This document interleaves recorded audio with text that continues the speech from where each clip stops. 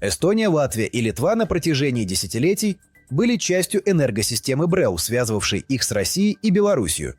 Но 8 февраля 2025 года они окончательно разорвали эти энергетические связи. Важно отметить, что десинхронизация и отключение от единой энергосистемы – это весьма сложная техническая процедура, которая несет в себе множество рисков для энергетической безопасности балтийских стран. Какие последствия может иметь этот шаг для жителей региона и его экономики? Этот вопрос требует всестороннего и глубокого анализа. Более того, ответ на него тесно связан с будущим стран Балтии, ведь электроэнергетика – это фундамент современной экономики, и без надежного электроснабжения не может нормально функционировать практически ни одна отрасль. Также важно учитывать геополитический фактор. Страны Балтии являются стратегическими союзниками США и НАТО в Восточной Европе. В свете этих обстоятельств данная ситуация привлекла внимание военного эксперта и политолога Скотта Риттера, который недавно опубликовал большую статью с анализом происходящего. С одной из частей этой статьи мы уже знакомили вас в предыдущем выпуске, ссылка в описании. А сегодня мы предлагаем вашему вниманию другой фрагмент его работы, где он подробно останавливается на причинах и следствиях десинхронизации, анализирует риски и вызовы для стран Балтии, а также рассматривает техническую и экономическую сторону вопроса и потенциальное влияние этих событий на жизнь простых людей. Итак, 8 февраля 2025 года страны Балтии отключились от энергосистемы БРЭУ. Разумеется, балтийские чиновники приложили все усилия, чтобы этот процесс прошел без сбоев и аварий. Однако это не исключает возможности возникновения проблем в будущем. Эта мина замедленного действия может сработать в самый неожиданный момент. Официальная цель – обеспечить энергетическую независимость от России. Однако, если посмотреть правде в глаза, выход из БРЭУ никак не связан с реальными интересами Латвии, Литвы и Эстонии. Это чисто политическое решение, принятое под внешним давлением.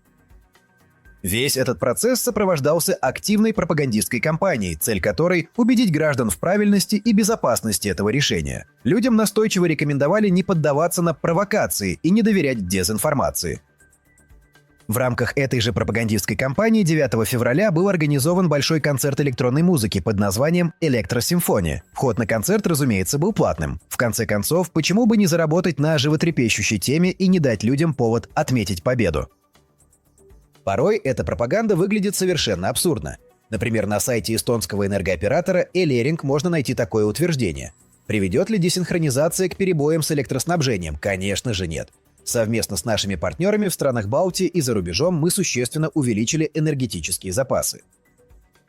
Возникает вопрос, как это технически возможно? Ведь электричество нельзя хранить на складе про запас. Никакой информации о строительстве мощных аккумуляторных комплексов не поступало. Да и стоимость такого проекта была бы запредельной. Достаточно вспомнить, что аккумулятор – самый дорогостоящий компонент электромобиля.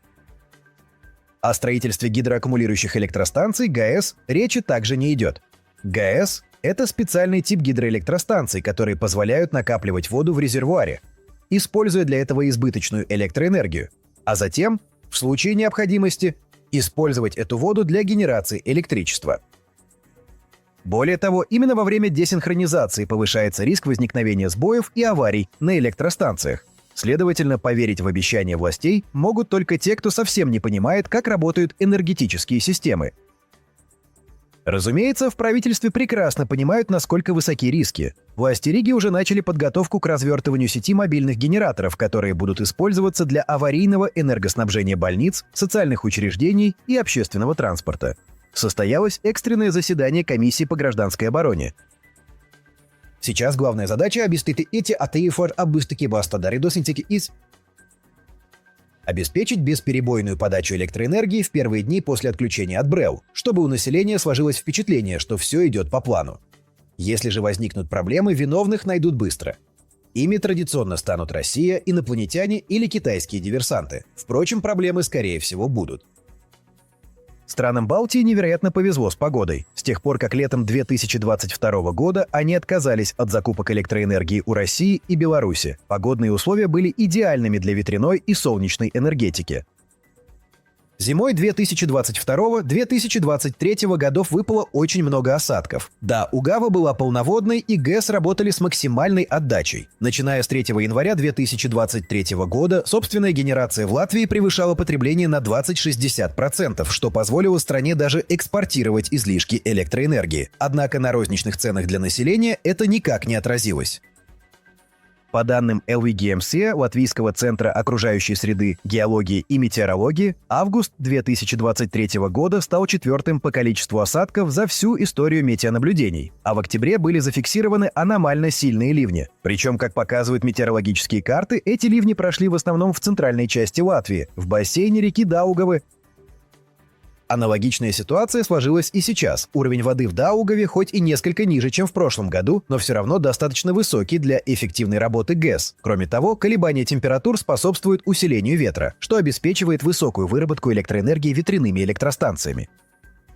Однако такая идеальная погода – редкость. Известны годы, когда летом наблюдалась длительная жара и засуха. В таких условиях разница температур между водой и воздухом минимальна, и ветряные электростанции практически не работают. Бывают и пасмурные зимы с незначительными осадками и очень слабым ветром. В такое время эффективность зеленой энергетики стремится к нулю. Летом ситуацию могут отчасти сгладить солнечные панели, но зимой даже они не спасают. Зеленая энергетика сама по себе – это, конечно, хорошо. Однако она способна обеспечить стабильное и надежное энергоснабжение только в рамках большой, хорошо сбалансированной энергосистемы, охватывающей различные климатические зоны и часовые пояса и объединенной мощными линиями электропередач. Именно возможность быстрого и свободного перетока электроэнергии между регионами является залогом стабильности и эффективности энергосистемы.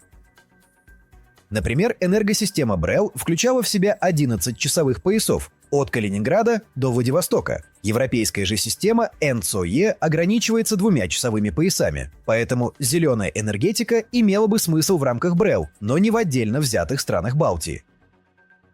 Важно отметить, что даже в развитых странах Запада зеленая энергетика не является основой энергоснабжения. В Европе государства придерживаются прагматичного подхода.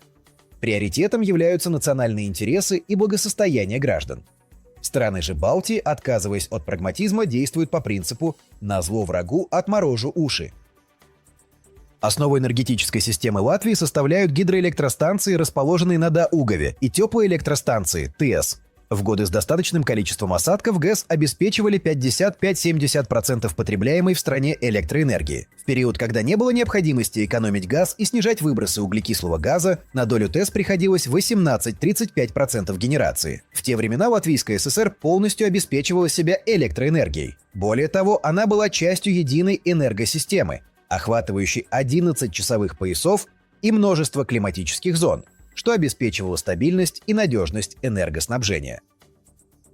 На сегодняшний день Латвия производит лишь 38-80% потребляемой электроэнергии, и это с учетом нескольких ветропарков, построенных в последние годы. К 2030 году запланировано довести долю ВИЭ до 50%. Стоит отметить, что латвийские ГЭС работают в режиме гидроаккумуляторов. Они накапливают воду ночью и в часы пик, а затем используют ее для генерации электроэнергии в период повышенного спроса. Традиционно основу энергетики Эстонии составляли тепловые электростанции. В 2017 году Эстония не только полностью покрывала свои потребности в электроэнергии, но и экспортировала 24% от общего производства, благодаря ТЭС, которые обеспечивали 98% генерации. Выбрав зеленый курс, Эстония намерена к 2030 году полностью перейти на возобновляемые источники энергии. В результате в 2021-2022 годах доля собственного производства электроэнергии упала до 14-55%. В настоящее время, благодаря строительству ВЭС, этот показатель вырос до 70%. В среднем ветряные электростанции обеспечивают 38% потребляемой в Эстонии электроэнергии. Что же произойдет, если погода окажется неблагоприятной для зеленой энергетики? Суммарное потребление электроэнергии в странах Балтии в их часы пик колеблется от 4100 до 4200 мегаватт. Собственное же производство электроэнергии в эти часы составляет от 2583 до 2646 мегаватт. Дефицит в размере приблизительно 1560 мегаватт покрывается за счет импорта. Это уже сегодня создает проблемы, так как предельная пропускная способность 4 интерконнекторов, соединяющих страны Балтии с Европой, составляет 1875 мегаватт в штатном режиме и 2200 мегаватт в максимальном. Конечно, в критической ситуации никто не станет рисковать и перегружать линии электропередач. Более того, EstLink-1 и EstLink-2 уже сейчас работают с перегрузкой в 15-30 мегаватт. Поэтому даже небольшое снижение производства электроэнергии из возобновляемых источников, например, на 400 мегаватт или на 14%, может спровоцировать энергетический кризис в странах Балтии, если такая ситуация затянется. Последствия могут быть весьма серьезными: веерные отключения, резкий рост цен и обострение социальных проблем. В наиболее уязвимом положении окажутся Литва и Эстония, где потребление электроэнергии значительно выше, чем в Латвии. Если принять потребление в Латвии за 100%, то в Литве оно составляет 186%, а в Эстонии – 126%. Латвия находится в несколько более выгодном положении благодаря наличию ГЭС, которые могут быть использованы в качестве гидроаккумуляторов. Однако у Латвии нет прямого подключения к европейским энергосетям, а пропускная способность линий электропередач, соединяющих ее с Литвой и Эстонией, недостаточно для того, чтобы полностью покрыть потребности в электроэнергии. Нельзя забывать и о том, что пропускная способность интерконнекторов – это один из важнейших факторов, влияющих на цену электроэнергии на бирже Nord Pool. Поэтому в случае энергетического кризиса в странах Балтии цены могут резко вырасти. Быстро построить новые линии электропередач нереально. Во-первых, это очень длительный процесс. Например, ввод в эксплуатацию EstLink 3 запланирован только на 2035 год. Во-вторых, стоимость таких проектов очень высока. Строительство Nordbolt обошлось в 550-580 миллионов евро, из которых 200 миллионов было потрачено на преобразовательные подстанции. Lead-Pole Link стоил 370 миллионов евро. Каждый из интерконнекторов EstLink обошелся более чем в 300 миллионов евро. Причем более 100 миллионов из этой суммы выделялось из бюджетов самих стран Балтии, а остальные средства предоставлялись Евросоюзом. Кому же выгодна десинхронизация стран Балтии с БРЭЛ и к чему она может привести? Она выгодна противникам региона и тем, кто хочет усилить зависимость стран Балтии от импорта электроэнергии. Это приведет к росту цен, экономической стагнации, снижению уровня жизни и, как следствие, к обострению социальных проблем. В конечном счете, это может привести к полной утрате странами Балтии своего суверенитета. Кроме того, Запад надеется на возникновение энергетических проблем в Калининградской области. Литва уже заявила о своем намерении демонтировать линию электропередач между Белоруссией и Калининградской областью. Это решение носит чисто политический характер и противоречит интересам энергетической безопасности региона.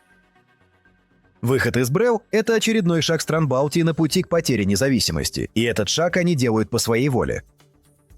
Уважаемые зрители и слушатели, согласны ли вы с выводами Скотта Риттера? Ждем ваших комментариев. Нас особенно интересует мнение жителей стран Балтии. Предлагайте темы, которые вы хотели бы обсудить в наших следующих выпусках. Если вам понравилось видео, поставьте лайк и подпишитесь на наш канал. Впереди вас ждет еще много интересного. Спасибо за просмотр.